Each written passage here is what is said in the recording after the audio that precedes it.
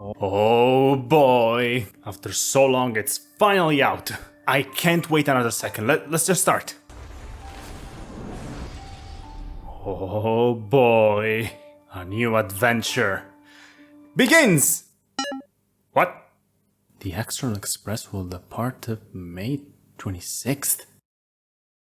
Are you Honkai Star Rail, the latest game by Hoyoverse, who, after their success with the open-world RPG of Genshin Impact, decided to dip their toes into a new genre, which is turn-based RPG? But you know what? It's not fair to judge a book by its cover, and while yes, I'm not a fan of this genre, maybe they made this an enjoyable experience. So let's see if Honkai Star Rail can measure up to its older siblings, or if it's gonna be another Tower of Fantasy. So the game starts and we find ourselves in the middle of an invasion. Wait, what? Who in their right mind thought it was a good idea to throw a poor innocent noob right in the middle of an active war?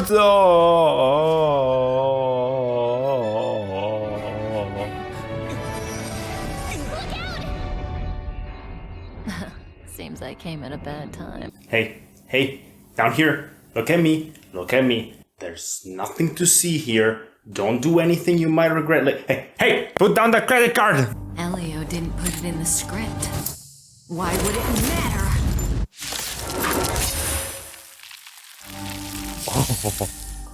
Oh my god. Before anything, I want to talk a little bit about the gameplay. Every character has a basic attack and a skill which you can use to damage your opponents. And now you might be thinking, Alex, I am a seasoned gamer. Why are you telling me such obvious shit? And I want to specify that because the fact that you defeat enemies by hitting them seems to be a very confusing concept to me. Ooh, okay. Oh, and he even attacked the other one. He died. What? Case in point. Using both basic attacks and skills will charge your character's ultimate, all of which, by the way, look stellar. Especially the ones where the character decides that existence as it is doesn't satisfy them, so they decide to do something about it. And to give a good example, let's look at Kafka's ultimate. Time to say bye.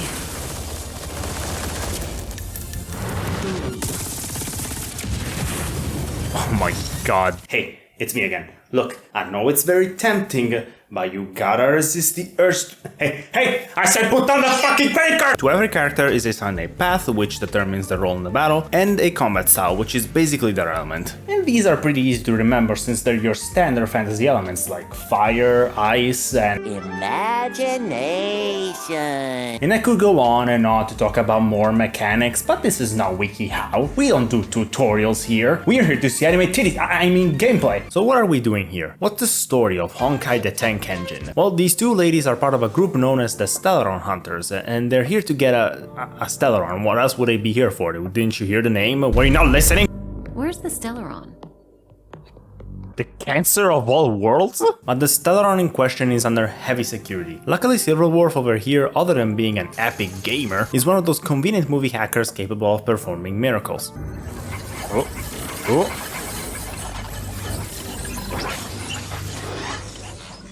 Simple, crude, but effective. Convenient, isn't it? And after a quick trip through time and space, let's go into the screen. Whoa! It has its own security system. Can you get it? Of course. Even the genius Herda can't compete with me when it comes to hacking. The receptacle's ready. Your decision. What are you just grabbing it? Here's the main character selection screen, known in this game as the Trailblazer. But is this even a choice? Hoyoverse themselves told us what to do here. I mean, look at this official art. The female Trailblazer is front center, with all the other recurring characters surrounding her and making her the clear main character. And he's there, falling, forever, only being used as a pedestal for the other characters. And their names too. You have Stellaron. It's practically made for her. And then you have Kalus? Salus? What even is that? Not only you're ugly as sin, but your name is also confusing. Get out of my face immediately. So after making the obvious choice and renaming her appropriately, we're shown the miracle of birth. Time to get up. Wait a second. Kafka put the Stellaron inside our body, essentially giving us life. Mother? Listen, in the near future, you will encounter all kinds of perils and hardships, but you will also have many wonderful experiences. You'll meet companions who will treat you like family and embark on surreal adventures with them. Whoa. Okay, that was unexpected. It was unexpectedly wholesome. You know what? Maybe it is worth it. Maybe it's not just a waste of money this time. And besides, I can just spend 20 euros and that's gonna be it. It's not like I'll get addicted or anything. Hey you!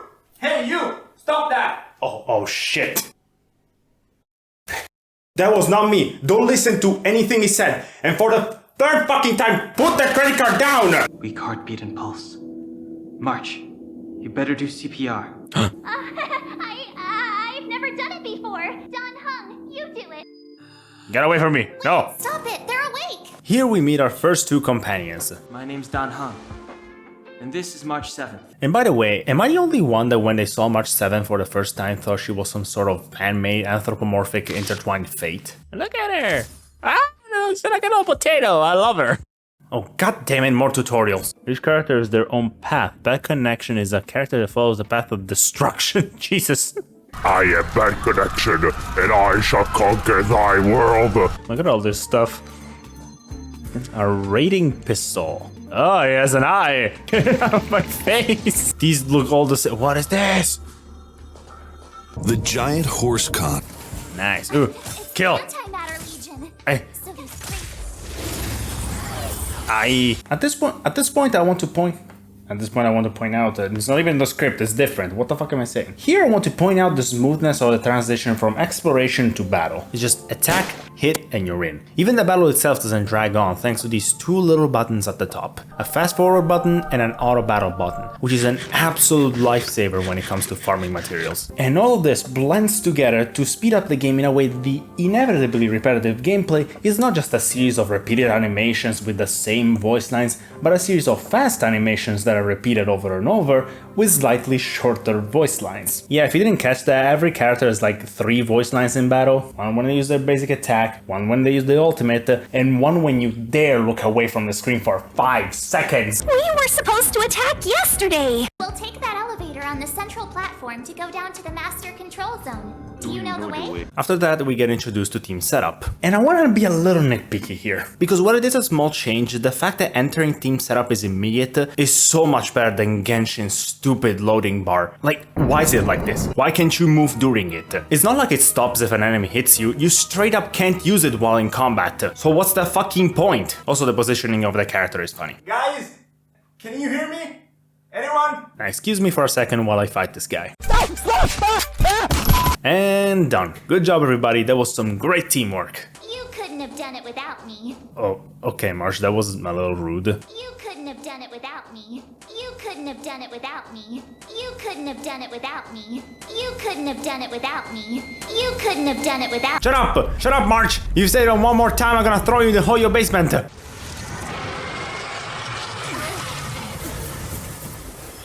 You can't just gang up on us. Oh.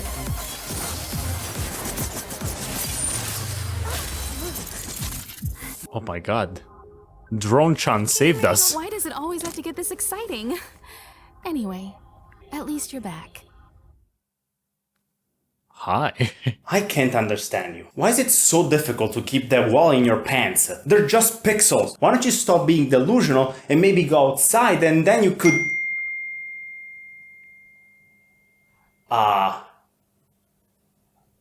can explain. No, guys, she threatened me. She said she was gonna dominate me.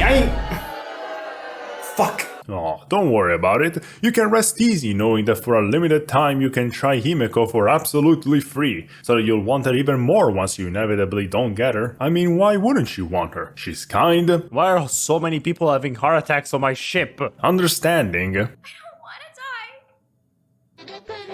And she really loves pizza. What the hell? And now, after talking to Sakuramiko from Hololive, Thank you! we finally get what we're all here for. We gotta warp to obtain characters and like codes. So, oh, what the? We get a guaranteed Asta from the first blow and also a free serval from a pre-registration rewards. Oh my! And from the same rewards, we get 20 free polls, which I promptly use on the wrong banner.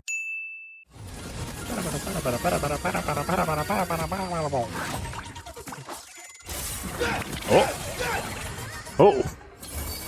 Wait, is this guaranteed?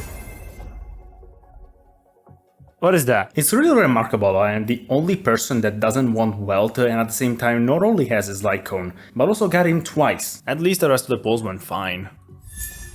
Oh, stop!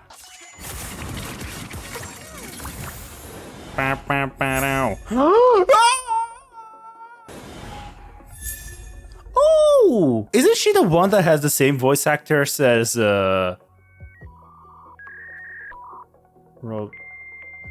Rosaria. And from that moment onward, my brain will always remember her as Rosaria. After committing the ultimate evil in the world, gambling, God sends one of his minions to exterminate us. Oh! Oh, Jesus. They came prepared, and everyone here is not. That's why we have to leave and take her with us. She's that important? She's the one who can help us turn the tides. If you think about it, the Stellaron is like the ultimate cancer and it's inside a Trailblazer's body. So they're essentially a Danganronpa character. So I'm pretty sure a boss battle awaits us now. Wait, March! There it is. It's really here. Get down here! March, what the fuck are you doing? Time for details. Ooh, hell yeah. You've done well so far, but up until now I've only been using a mere 5% of my power. Now let's see how well you fare against my Biden blast! Whoa.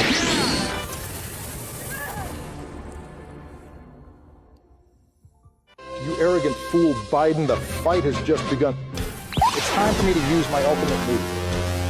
And take this, times 100 Big Bang, Obama, Hame.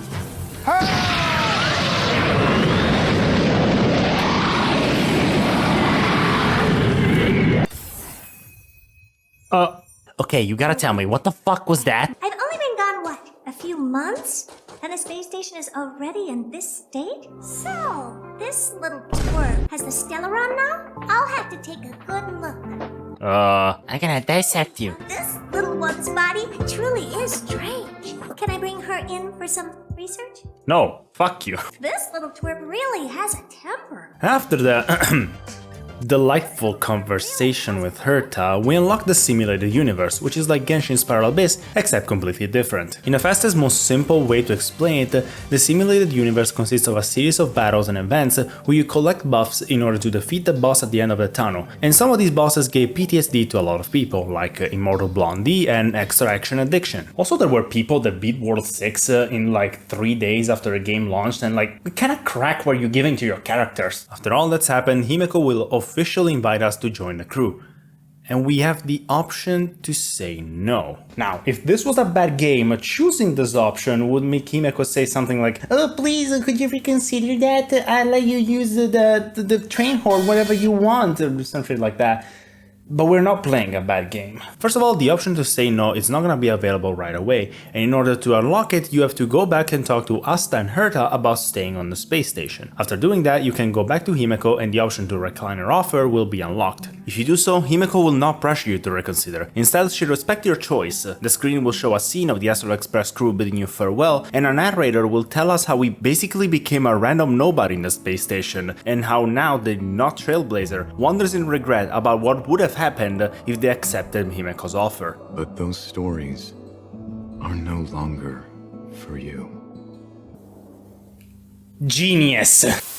Meanwhile, in an alternate timeline where you don't voluntarily become a disposable lab rat. Okay, everyone, hurry up and find a place to sit down. Oh, you are so fucking cute! Then, after space whales, some trauma dumping, March being a space popsicle, we finally arrive at the first planet, Yaridol 6. But there's an anomaly with the Star Rail. Spatial readout anomaly.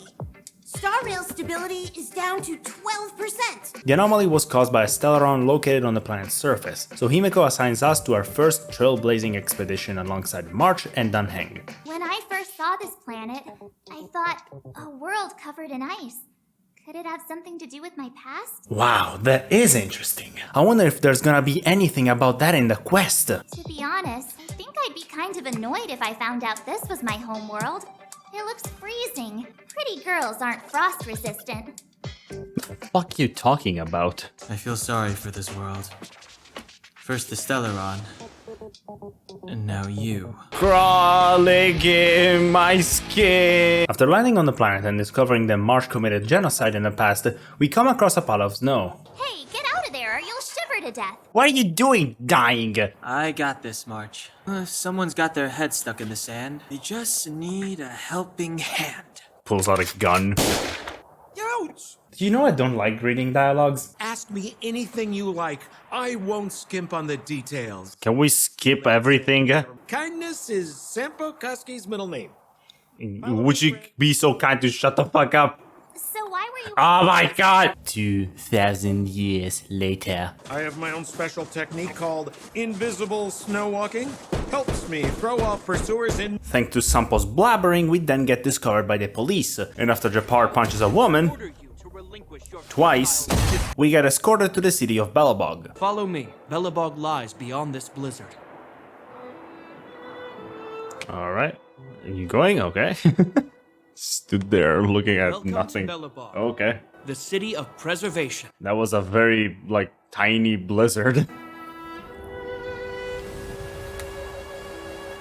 Look at this JPEG! Can you recommend some sites? It's not that late. We want to take a look around. Well, I'd say that Golden Theater and the History Museum are both worth a look. Oh, and if you're staying at Goethe Hotel, please avoid the alley that runs next to it. It's started to be affected by corrosion recently. Oh, okay. No, yeah, let's just go past the little time-space portal in the middle of the city. Nothing strange, nothing out of the ordinary is going on here. Oh, hey, I was waiting for you. Look, the bathroom is down there. You can get whatever you want from the fridge. Essentially, make yourself at home. What's that? Oh, you mean the giant black hole in the wall? Oh, don't worry, it's completely normal. And then, after 3 hours, we can finally start playing the real game. Talking to inanimate objects. This is the best fucking game ever. And doing it, it's not only fun, but it's also profitable. By digging through trash, I found a profile picture, a sandwich, and adult content. Did I just receive what was a recipe for Belobog sausage? It's a porn novel? Did I just find smut? Also, for the first few hours, the fact that I couldn't jump was really fucking with my brain. Luigi, I cannot jump anymore. All this running around and digging through trash got me really tired. Let's go to the hotel and catch some Z's. It's gonna be soft mattresses and cushiony pillows tonight. Wanna have a pillow fight later? You will not fucking do that! Before you destroy my pillows, you'll have to go through my cold, dead body! And now that we're refreshed, it's time for some more insane behavior. This time in a closet. Now, devil, meet your judgment! Ah, what the hell? You won! The Goethe Hotel's devil is now banished, and this land is now purified. Since we basically just harassed a poor innocent worker who's just trying to do their job, we get the cops called on us. And the best course of action at this point is, of course, assault. Also, even if we didn't just terrorize a poor innocent person like 3 minutes ago, we just cracked open that officer's skull. We're murderers! And now we are criminals on the run. And with that, I want to quickly come back to talk about the pacing of the game, because for a turn-based RPG, this game feels kinda fast. As an example, let's take this area. To explore the majority of it and doing almost all the battles, it took me around 20 minutes, and for the entirety of it, it never felt like it was either rushed or stretched out. And for that, we have to thank our Lord and Savior, the fast forward button, which more than halves the time it takes for an animation to take place. Huge for someone with the attention span of a door. Huh? And all this rambling just to say that the one thing I was most worried about, aka the game being too slow, isn't an issue whatsoever. Now let's see what our smooth criminals are. Oh, they got ambushed. Huh. I'll handle these evildoers myself. I'll fucking shoot them. My pronouns are USA. Oh my god! My pronouns are USA. How about it, huh? My name is Ted Cruz, and my pronouns are kiss my ass. After defeating Freedom, Shampoo shows himself once again and drugs us. Sampo never lets friends who've helped him come to harm. I will be selling some of your organs if you don't mind. Hey, sleepyhead. Looks like you're awake. Rosaria? So yeah, Sampo essentially kidnapped the three of us and Bronya and brought us to the underground of the planet, where we'll start to uncover what's really going on here. And let me tell you, there's some shady business going on in the background. But if you want to know how the story continues, well, play the game yourself, you lazy sloth. Thank you everybody so much for watching. I really hope you enjoyed this new video that I'm trying out. I never really tried anything scripted, so it was kind of intimidating to do something like this for the first time. And between procrastination, having to study for university, and some other unforeseen events, this took way longer than I wanted it to. But if you liked the video, please press like and subscribe to the channel for more videos. And if you have any suggestion on how I can improve this or any other format, leave a comment down below. So that's it for today. Thank you everybody again so much for watching, and I'll see you next time when I discover how to get out of the depths. Bye!